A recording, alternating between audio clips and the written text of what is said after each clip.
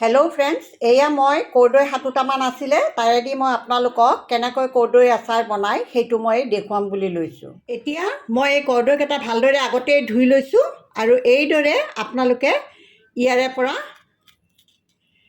এইদৰে অলপ অলপকৈ কাটি ল'ব।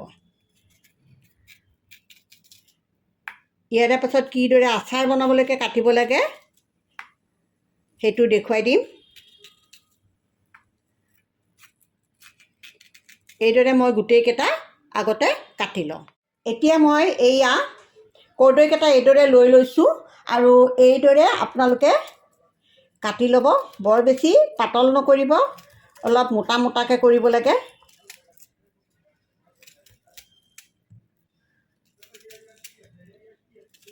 ইয়াৰে ভিতৰত কিছুমান গুটি আছে, সেই গুটিকেইটা আঁতৰাই ল'ব। এইদৰে মই আটাইখিনি কৰ্দৈ কাটি লওঁ। এয়া মই কৰ্দৈখিনি এইদৰে ষ্টাৰ ষ্টাৰ হিচাপে কাটি ল'লোঁ আৰু কৰ্দৈত যিহেতুকে বহুত পানী থাকে আৰু পানীখিনি উলিয়াবৰ বাবে ইয়াতে মই অকণমান নিমখ দি দিম। দি এইখিনি ভালদৰে সানি প্ৰায় 1.5-2 ঘণ্টাৰ কাৰণে ঢাকি থৈ দিম। ইয়াৰে পৰা যিটো পানী ওলাব সেইখিনি পেলাই দিব লাগিব। মই নিমখৰ পানীত ভিজাই থৈ দিছিলোঁ, যথেষ্টখিনি এতিয়া ৰস ওলাইছে, গতিকে মই এখন চেকনি দি এইখিনি চেকি ল'ব লাগিব। গোটেইখিনি মই ইয়াতে ঢালি দিম আৰু ৰসখিনি উলিয়াই এইদৰে মই এইখিনি 2-3 মিনিটমানৰ কাৰণে ৰাখি দিম। তাৰে ৰসটো ওলাই যাওক অলপমান, তেতিয়া পানীটো নোহোৱা হৈ যাব আৰু অলপ সোনকালেও শুকাব। তেতিয়া অইন এটা বাতি লৈছোঁ, মই পানী লাগি থকা নাই তাতে, আৰু এইখিনি মই এতিয়া ইয়াতে ঢালি দিম আৰু ইয়াতে অলপ হালধি মিক্স কৰি দিম।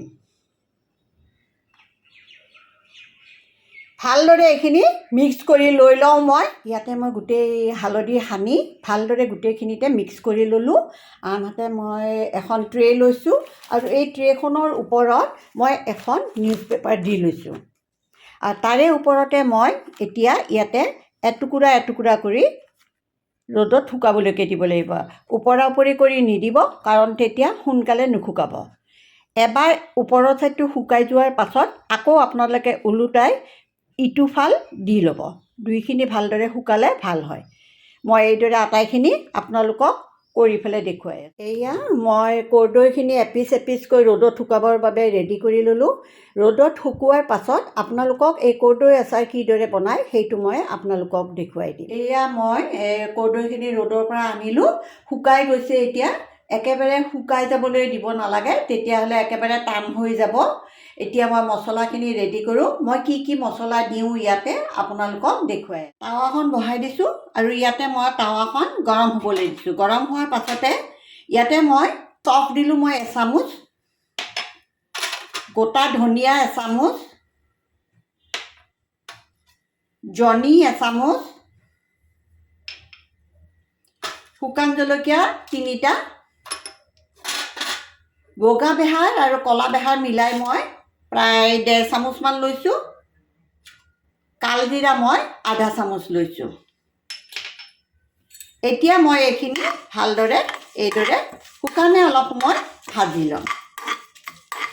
মোৰ এতিয়া ভজা হৈ গ'ল। মই নমাই পেলাই অলপ ঠাণ্ডা কৰি মিক্সিৰ জাৰ এটা মই গুড়া কৰি এখন টাৱাতে মই বহাই দি তাতে অলপমান মই তেল গৰম হ'বলৈকে দিলোঁ আৰু ইয়াতে মই এতিয়া অকণমান পাঁচফোৰণ দি দিম।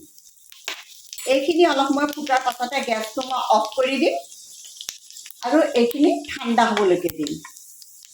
জোখমতে তেল ল'লে হ'ল। আপোনালোকে যদি বেছিকৈ দিবৰ মন তেতিয়াহ'লে দিবলৈকে পাৰে, ডুব যোৱাকৈ আপোনালোকে তেল দি দিব। এয়া মই মছলাখিনি গুড়া কৰি ল'লোঁ আৰু এই মছলাখিনি এতিয়া মই এই কৰ্দৈখিনিত ঢালি দিলোঁ আৰু ইয়াতে এই কাশ্মীৰী জলকীয়াৰ গুড়াখিনি কালাৰৰ কাৰণে দি দিলোঁ আৰু ইয়াতে এতিয়া মই মিঠাতেলখিনি ঢালি দিম।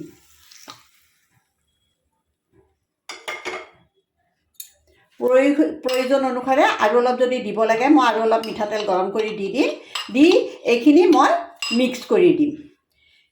এতিয়া মই আচাৰখিনিত 2টা ৰঙা কেঁচা জলকীয়া সৰু সৰুকৈ কুটি দিছোঁ আৰু ভিনিগাৰ অলপমান দি দিছোঁ। ইয়াতে মই আৰু অলপ তেল দিলোঁ, কাৰণ তেল অলপ কম হৈছিলে, গৰম কৰি পেলাই দি দিলোঁ। এইদৰে আপোনালোকে বনাই চাবচোন। যদি ভাল লাগে তেনেহ'লে মোক লাইক, শ্বেয়াৰ আৰু কমেণ্ট কৰিবলৈকে নাপাহৰিব।